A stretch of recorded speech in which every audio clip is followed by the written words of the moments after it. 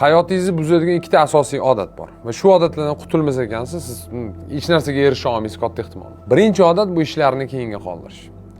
Qanday qilib bu narsani to'g'rilasa bo'ladi? Mayda narsadan boshlang. Ertaga qilib qo'yaman, keyin qilib qo'yaman deb 5 minutlik, 2 minutlik, 10 minutlik ishlarni hech qachon qoldirmang. Mana shu mayda narsalarni qoldirmaslikka harakat qilsangiz, katta ehtimol sizda umumiy odatingiz shakllanadi, ishlarni umuman keyinga qoldirmay qo'yasiz. Ishlarni keyinga qoldirish sizni o'ldiruvchi odatlardan biri. Butun umr hech narsani o'rgana olmaysiz.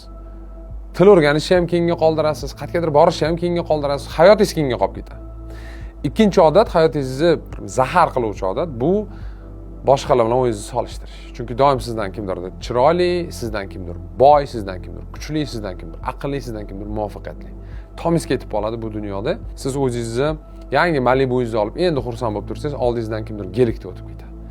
Va har safar o'zingizni solishtirsangiz kimdir bilan katta ehtimol bilan shunchaki baxtli bo'la olmaysiz va doimiy depressiyada bo'lasiz. Shuning uchun 100 milliard dollar bormi kimdir, 10 milliard dollar bormi kimdir, farqi yo'q. Cho'ntagingizdagi 10 ming so'm o'zingizga afzal. Chunki aynan shu pulga uyga non olib kirasiz. Sog' bo'ling, omon bo'ling, meni rivojlantiring. Paka.